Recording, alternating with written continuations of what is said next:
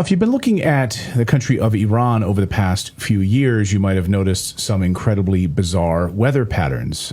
Rainfall totals plummeting by 77% in the year of 2025. All sorts of inextricably bizarre weather patterns that have been unfolding over that country over the past few years. Bizarre, intense weather over certain mountain ranges, but large drought as the people of that country have suffered not only under these weather patterns, but under sanctions. So what is actually going on here? Obviously, we've been focused on the geopolitics of all of this and missiles and politicians speaking. But at the heart of this, there's something something far more nefarious happening, which is weather manipulation, geoengineering on that country. Something that's not going to make the mainstream media headlines. You're certainly not going to see it on CNN or Fox News, but you will see it here. And that's why we wanted to talk about it today. And we wanted to bring on the founder of geoengineeringwatch.org, that is Dane Wigington, to talk about Iran and the weather manipulation that could potentially be happening in that country. Dane, welcome back to the show. Great to see you.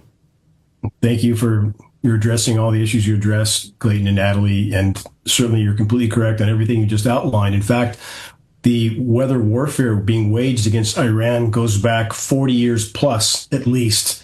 And that's been acknowledged on the record by their meteorologists and their former president, Ahmadinejad, emphatically on the floor of the UN, twice, I believe, stating that NATO was cutting off their precipitation. Is that not a form of all-out warfare against a country, destabilizing their weather patterns, thus food production, thus destabilizing populations? How is that not warfare going on for decades in that country?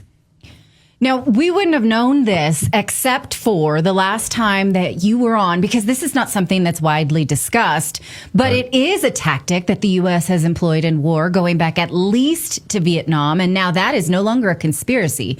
We actually did use cloud seeding to flood enemy trails in the Vietnam War. And you were on after a guest who debunked all of the crap about Iran and the nuclear weapons and trying to liberate their women.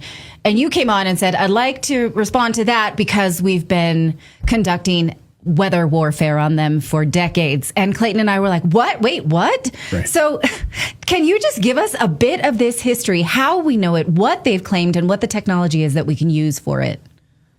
Climate engineering is more effective at diminishing and dispersing precipitation than even augmenting it. So you referred to Project Popeye in Vietnam. Yes. Again, historical record. The U.S. so successful at controlling precipitation over that country that in 1976, the international community passed the INMOD treaties, environmental modification treaties, forbidding weather warfare, but not forbidding a country from doing whatever it wants over its own citizens, i.e. us. We're being treated the same as the Iranians are. So who is really in charge of this whole operation? I mean, people think our government is somehow being benevolent to our citizens any more than they are the Iranians. It's not the truth.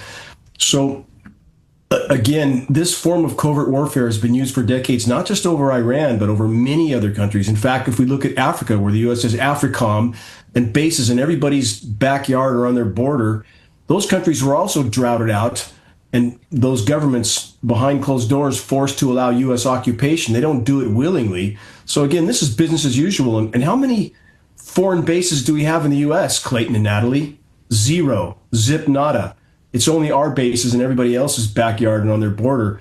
And if you guys, I'm sure, saw what amounted to chemical warfare being conducted in Iran right now by them bombing the oil production facilities and creating incredibly toxic precipitation and cloud cover there. You guys both saw that, right? Oh, absolutely. And, earlier in the week, we spoke to Professor Morandi, who's in Tehran, and he was describing just how catastrophic this was, where everything was covered in this oil.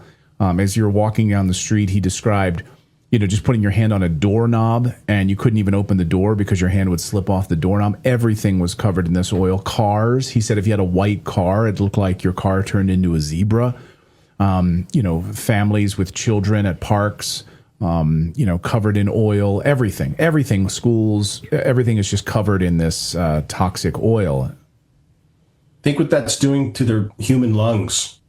People are breathing this aerosolized oil, and this is business as usual also for the U.S. military. Let's go back to the nearly 700 oil wells that were torched in Kuwait and blamed on the Iraqi army. Guess who really did that? U.S. Special Forces have admitted to torching those wells. And we know they did it because 6 weeks prior to that occurring, there was meetings already taking place in the U.S. between Halliburton, Bechtel, my former employer, that was already planning for that event to happen. So again, that was a global environmental cataclysm, those 700 wells. If you guys have ever seen pictures of that, it looked like something from a token film of Mordor. The whole sky is black, 700 wells torched by U.S. Special Forces to provide the premise for U.S. infrastructure to be moved in and take over. So again, this is business as usual. Now, we've seen, when you see it this way, when you put this piece of the puzzle together, it makes sense why just last year Benjamin Netanyahu had that video for the Iranian people with a clean glass of water and saying, you too could have this if you submit to the will of Israel, overthrow your government. We will give you this too. That plays out like a scene from the Hunger Games. Like if you saw it in a movie, you would understand clearly the manipulation that's going on here. So the warfare is I'm asking this, is it inflict such severe pain in the living conditions of these people that they overthrow the government and we get to put in their new leader? Is that, you think, the tactic? Of course. And it's truly sick and twisted. And when did Benjamin Netanyahu first claim that Iran was an immediate nuclear threat? 1992, 34 years ago, he started to make that claim. Obviously, it's complete smoke and mirrors, and just to provide a premise for doing exactly what they're doing now. What will it take for the American people to wake up? From Vietnam and the Gulf of Tonkin incident, which is a historical record now, was complete fabrication, to the fact that we knew back further, World War II, that we knew that bombing raid was coming to Hawaii. Again, this is just how the system works, and Americans don't want to know the truth. They just want to watch Fox News, for example, and feed from the matrix media trough of disinformation. But again, 34 years from 1992, that's historical record. That's when Bibi Netanyahu first started to claim that Iran was an immediate nuclear threat.